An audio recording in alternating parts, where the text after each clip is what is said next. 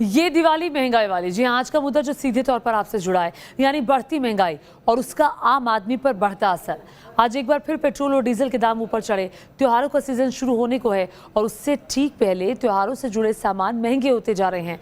आखिर ऐसा क्या हुआ कि त्योहारों की खुशियों पर महंगाई का ग्रहण लगने का डर सताने लगा? आखिर क्यों लोग कहने लगे कि ये दिवाली है महंगाई वाली?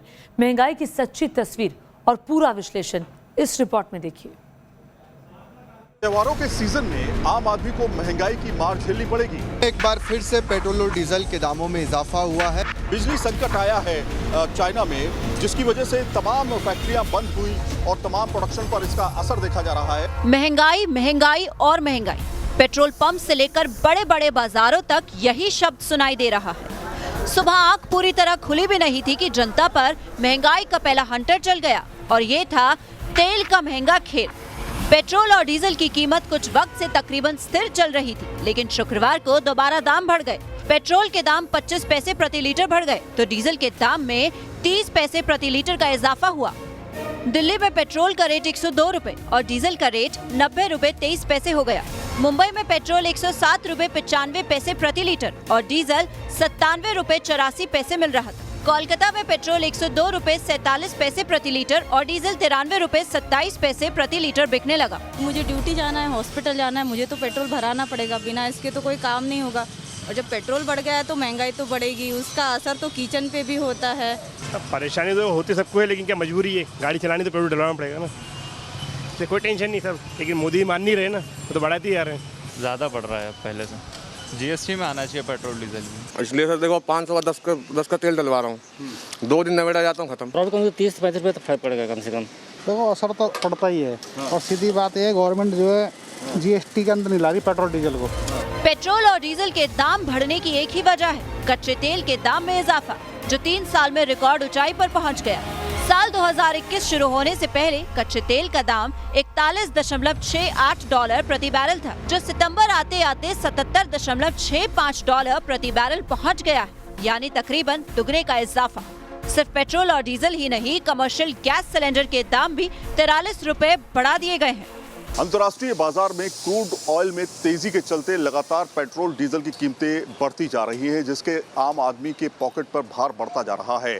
तस्वीरों में दिखाते हैं कि इस समय पेट्रोल पंप पे मौजूद हैं, लगातार कीमतें बढ़ रही हैं। क्रूड ऑयल की कीमत में करीब 30% तक का इजाफा हो चुका है। अगर हम पिछले 10 दिन की बात करें तो क्रूड ऑयल में जिस तरह से कीमतें बढ़ रही है अंतर्राष्ट्रीय बाजार में, उसी हिसाब से पेट्रोल और डीजल के साथ में LPG की भी कीमत बढ़ी है। अब पेट्रोल डीजल ही पैसे खा जाएंगे तो त्योहार कैसे मनाएंगे? इस सवाल से लोग परेशान ही थे कि बाजारों में त्योहारों से जुड़े सामानों के दाम भी हैरान करने वाले हैं। दिवाली की आतिशबाजी से लेकर डेकोरेशन लाइट्स तक, धनतेरस पर खरीदे जाने वाले इलेक्ट्रॉनिक सामान तक, सबके दाम बढ़ गए हैं या बढ़ने वाले हैं। आखिर ये दाम बढ़ने की वजह क्या?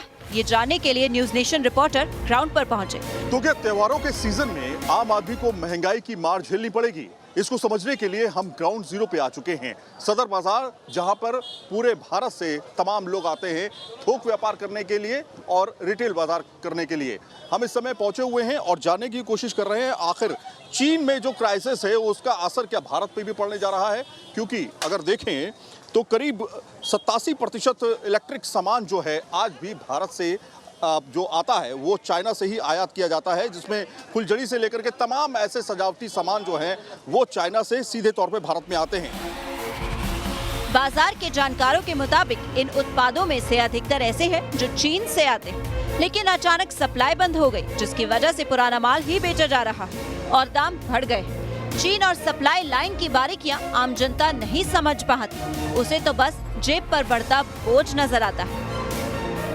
कि हालात इतने ख़राब हो जाएंगे अब, क्योंकि जिसके पास पुराना माल पड़ा है वो तो कर लेगा, लेकिन नया काम खोलने वाले बंदे को बहुत ज़्यादा परेशानी हो जाएगी। प्रोडक्शन मतलब जैसे अब बंद कर दिया उन्होंने, जो चाइना जो है आगे जो है कम से कम मेरे हिसाब से 45% रेट का जो फ़र्क पड़ेगा रेट का। ये देखिए इस तरह के खिलौने जो हैं मेक इन इंडिया पे अब बनने लगे, जो पहले चाइना के ही होते थे। और हमें इस बात की खुशी है कि मेक इन इंडिया होना चाहिए, लेकिन प्रोडक्शन पहले इतना कहाँ से निकाल लोगे आप ये बताओ ना। तो उससे काफ़ी सामान हमारा चाइना से आता है, तो ये मैक्सिमम वहीं से आता है, क्योंकि यहाँ की प्रोडक्शन इतनी है नहीं। और मेन हमारा इंडिया ही चाइना का मेन इम्पोर्टर है, मतलब मैक्सिमम इम्पोर्ट होता है यहाँ पर।